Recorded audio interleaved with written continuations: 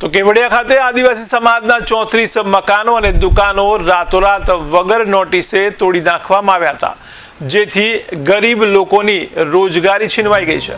જેના વિરોધમાં કેવડિયા બચાવ સમિતિ અને ગુજરાતમાંથી વિવિધ સંગઠનો ભેગા થવાના હતા, જેના ભાગરૂપે ભારત આદિવાસી સંવિધાન સેનાના રાષ્ટ્રીય ઉપાધ્યક્ષ દિલીપ વસાવા પણ સેંકડો કાર્યકરો સાથે જવાના હતા, પરંતુ દિલીપ વસાવાને રાત્રિથી જ પોલીસ ખડકી દઈને નજર કેદ કરવામાં આવ્યા છે। જય જોહાર। આજે કેવડિયા જવાના હતા અમે। આજે કેવડિયા બચાવો સમિતિ દ્વારા જે આવેદનપત્ર આપવાનું હતું, જે અમારા આદિવાસીઓના લારી ગલ્લાઓ રાતોરાત તોડી નાખવામાં આવ્યા છે, તો એના વિરોધમાં અને એની રજૂઆત માટે આજે કલેક્ટરશ્રીને મળવાના હતા અને એને આવેદનપત્ર આપવાનું હતું। તો આ સરકાર દ્વારા આજે તાનાશાહી સરકાર છે એ તમે જોઈ શકો છો। આજે રાતથી 10 વાગ્યાથી જ અહીંયા પોલીસ મૂકી દેવામાં આવી છે, નજર કેદ કરવામાં આવ્યા છે, અમને ત્યાં જતા અટકાવવામાં આવ્યા છે। તો અમે કહેવા માંગીએ છીએ કે આદિવાસીઓના જ્યારે લારી ગલ્લા ઘરો તોડી નાખવામાં આવે છે, તો જે અમારા જેવા લોકો લાગણીવાળા છે એ લોકોને જવા નથી દેતા। આ લોકો કેમ નથી જવા દેતા કે આદિવાસીઓને આજે તમે જુઓ, આખા ગુજરાતમાં જે રીતના નસવાડી હોય, સ્ટેચ્યુ ઓફ યુનિટી કેવડિયા હોય, કે આખા ગુજરાતમાં કોલસાના નામે હોય કે ઘણા પ્રોજેક્ટોના નામે જે વિસ્થાપિતો કરવામાં આવે છે, તો એ વિસ્થાપિતોના નામે અમે અમારા આદિવાસીઓને બચાવવા માંગીએ છીએ। અમને સંવિધાને પણ હક ને અધિકાર આપ્યો છે।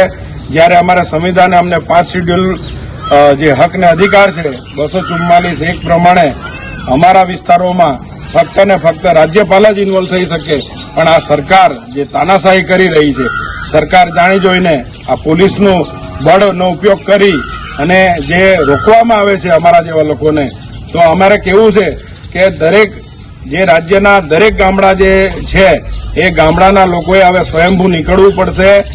અમારા જેવા નેતાઓને આ લોકો નજર કેદ કરી અને આંદોલનો અટકાવી દેવામાં આવે છે, પણ જ્યારે આ ગુજરાતની સમગ્ર પ્રજા જ્યારે પોતે લડતી થઈ જશે ત્યારે આ સરકાર એ રોકી શકવાની નથી। એ સરકારને અમે કહેવા માંગીએ છીએ, આજે નહીં તો 5 વર્ષમાં તમે જોઈ લેજો, દરેક ગામડે ગામડે લોકો જાગી જશે ને પોતાના હકને અધિકાર માટે લડશે। ને આવનારા સમયોમાં આ કેવડિયામાં જે રીતના ડિમોલેશન થયું છે આદિવાસીઓ ઉપર, આજે ગઈકાલે જ આજે ભરૂચમાં મામલતદાર ઓફિસની સામે પણ ડિમોલેશન કરવામાં આવ્યું છે। આવી જ રીતના જો ગુજરાત અને દેશના આદિવાસીઓ અને ગરીબોને જો આવી જ રીતના મકાનો તોડી પાડવામાં આવશે, તો આનો જવાબ વળતો આ પ્રજા આપશે। એ સરકારોએ ધ્યાન લેવાની જરૂર છે।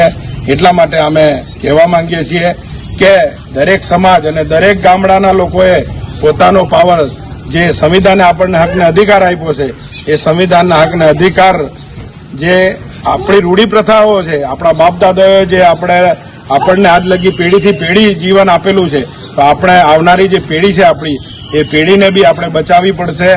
આ એક કે દિલીપ વસાવાનું કામ નથી કે અન્ય નેતાઓનું કામ નથી, પણ જે સમગ્ર પ્રજા તમે છે, આખા ગુજરાતના જે ગામડાના લોકો છે, એ પુરુષ હોય, સ્ત્રી હોય, બાળક હોય, દરેકે ફરજ છે કે આવનારી પેઢીને આપણે બચાવવી પડશે।